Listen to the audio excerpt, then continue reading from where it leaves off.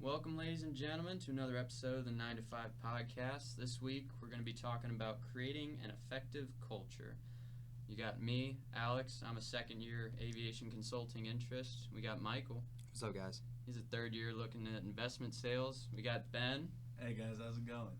Another third year looking at commercial real estate. And then we got Helen. Hello. She's looking at audit. So we had a couple interviews in this past week. We talked to some people about some issues that they see within their companies. I talked to my sister who works at Deloitte. Ben talked to his dad over at the LA Sheriff's Department. Helen talked to a former colleague from Home Depot. And Michael talked to his dad from Transwestern Commercial Services. So we noticed a few common themes throughout these interviews, a couple things that the companies have misaligned throughout their practices. The first being espouse values and organizational structure. So in my interview with my friend Alexis at Home Depot, she really talked about how management can do a lot better of a job of being involved with their direct reports. There's not really a way to recognize performance that really incentivizes employees to do well and to kind of surpass their performance measures.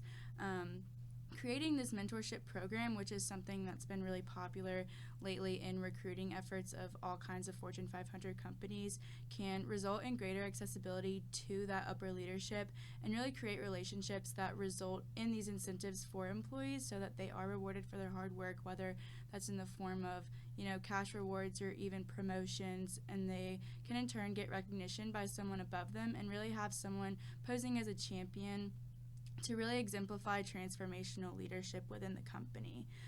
Ben's going to kick it off with some more leadership topics. Yeah, kind of going off that leadership piece, one thing that I noticed in talking to my dad, him being at the Los Angeles County Sheriff's Department, it's a paramilitaristic organization, so kind of their chain of command is based off the military, and it's kind of, you don't talk to the people like ranked above you unless you absolutely have to. So kind of a result of that is there's just really little interaction between the leadership and the people beneath them, and that's just kind of created a culture where the leaders have to be very autocratic because they're kind of out of touch with the rest of the company.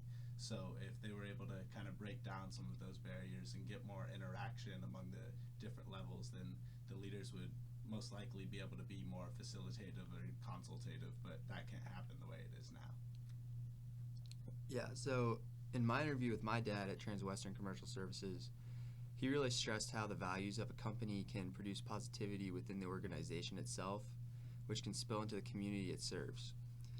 Fostering a collaborative environment and community often helps teams work together as a cohesive unit, whether it be on the job or through philanthropic endeavors outside the workplace. I know my dad at Transwestern does a lot of work with Ronald McDonald House and St. Jude's Children's Hospital.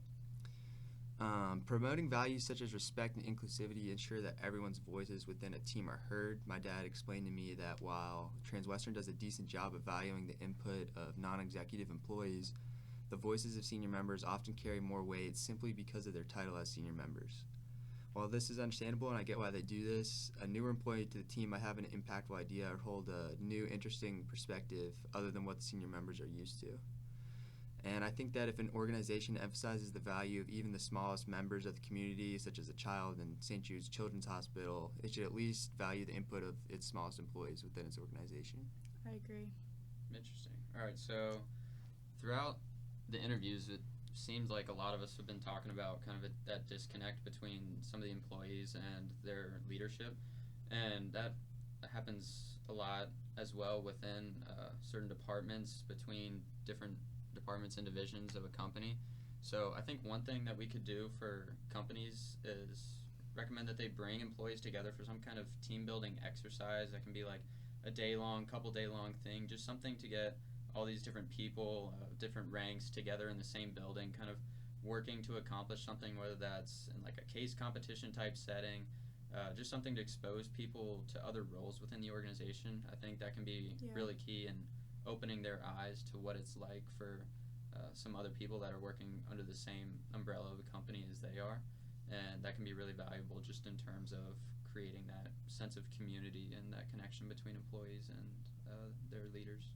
Definitely. I think going off of that, even implementing mentorship groups from the beginning, but making sure that Like these starting classes are coming into these huge firms, and they only know the people they're going to be working with on a daily basis, and pairing them with someone who maybe isn't even in their department just so they have someone vouching for them that has no connection to their direct work performance or anything like that. I know Deloitte, one of their huge recruiting tactics is Deloitte University, where all the starting classes go like once a year, and I think it's really important for them to like realize that there's other people in the company and that they have people cheering for them no matter how large the company can be. Yeah, for sure. Deloitte University is an interesting one because that happens directly after you're hired. Yeah. If I understand that. And so that kind of goes into our second misalignment that we discussed, which was between espoused values and socialization. So especially for leaders, kind of with that Deloitte University that exposes people that are going to be working together, but not so much with the leaders that they're going to have over them. And especially with Deloitte, keeping on that example, one of the big misalignments that we found within that organization was the fact that they talked a lot about promoting horizontal communities within the company, but when you really look at how their organization works, it's a lot of vertical communities, people within the same department, employees working along with their bosses and so forth. And when you have kind of that chain of command within a community, I think it really promotes that autocratic leadership style because the bosses aren't necessarily looking to their subordinates for opinions on certain issues, and so their decision is kind of how it goes. And if you can implement that horizontal community, kind of make that more of a thing around your company, then that can allow for more of like a transformational leadership. Definitely. Or consultative leaders, where they're not working directly above or below the people that they're in their community, so they can kind of bring in more input, and then also they can lead them from kind of a non-work basis, if that makes sense. So they can promote change in kind of a personal manner, I guess. Definitely. I think having that personal connection is really important for people to feel valued in the workplace, and I think that's something that a lot of people struggle with, and that's kind of the reason why they don't perform, maybe up to their full potentials, because it's kind of like, why should I perform well if I'm not going to be recognized for it? So yeah, for sure. Going back to having those champions, I think that's really important. Yeah, and kind of going off that community piece that you were mentioning, Alex, one thing that I noticed when talking to my dad, when I asked him about the socialization process, he was talking about how police work is such a high-stress job, and it's very important to have that network to kind of support you and kind of keep you grounded. And he said one of the main tools that they use for that is a little similar to the Deloitte University. Kind of the first thing that the Los Angeles County Sheriff's Department does is you go to a training academy where it's kind of like a boot camp where they break you down individually but then build you back up as a team. So everyone in those classes are very tightly knit, and that community is extremely strong, but that doesn't necessarily exist within among the different classes. It's kind of just who you came in with. Those are going to be your tightest relationships. And with kind of the heavily scrutinized nature of police work, it's kind of created like an us versus them type of feel within the department. So the community really supports each other, but that has kind of hindered its ability to create those meaningful and helpful relationships within the neighborhoods and cities that they serve, which is one of the things that the department really is trying to stress and kind of form those good relationships, which will make them more effective in what they do.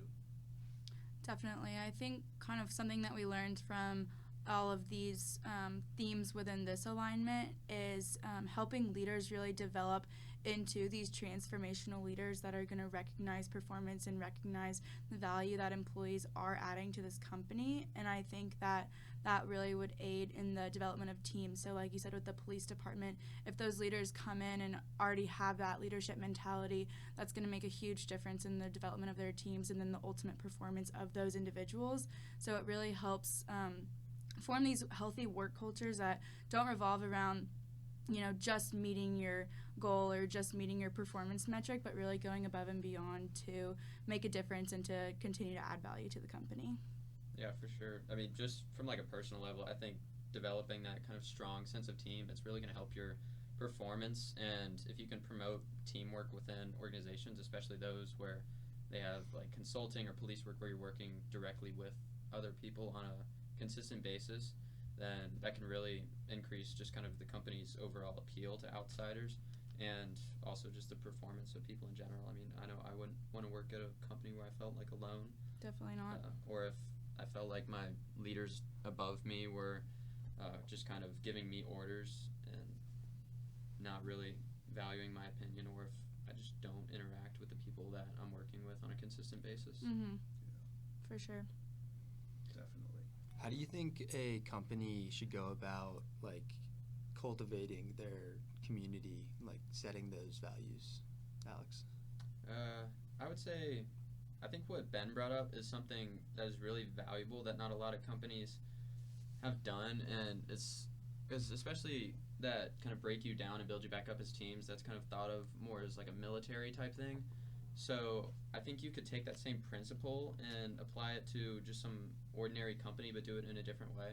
Yeah. So with something like that case competition, it doesn't necessarily have to be something like that, but just some kind of team building competition where you are working directly with your other colleagues that are from different departments or something like that, just so you gain that trust that comes from like a teamwork or a sport. I mean, it can honestly be playing like some kind of company-wide massive softball tournament, just to give you more experience with the people you work alongside and gain that friendship. Yeah. Because at the end of the day, you know, we all have a lot more in common than we have different. So Exactly. just forcing people to see that and recognize that so that those relationships can be formed, I think is big. Yeah, and I think kind of just getting over like the fact that, you know, it's work. I know this summer, like, I got really close with a lot of people that I worked with, and it was fun to have like your work friends, because it makes going into work so much more bearable. And when you can actually hang out with them and you don't have to be grinding on an Excel spreadsheet or sitting in meetings, like you actually realize that these people are just like you said, Ben. Like it's those are your friends, so it makes it a lot better. For sure. Do you think there's any value in knowing like the community that you serve? Do you think that would pertain to the values within a company, or do you think that the values within a company have nothing to do with the community it serves? I would say it gives you a greater sense of purpose, in my opinion. So if you can kind of connect the work that you're doing to something beyond just the goals of the company. So if you can, I know Delta does a lot of community work where they'll go out and they'll help with like Habitat for Humanity.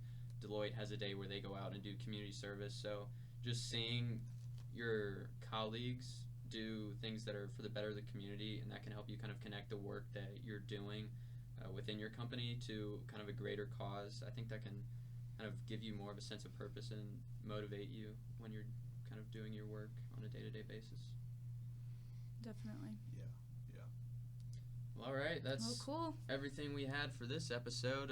Join us in next week. We'll talk about how these recommendations have been going, and if there are any other hot topics for you on your ride home from work or to work, we'll be sure to cover them. All right, Make guys, sure see you you next like week. and subscribe.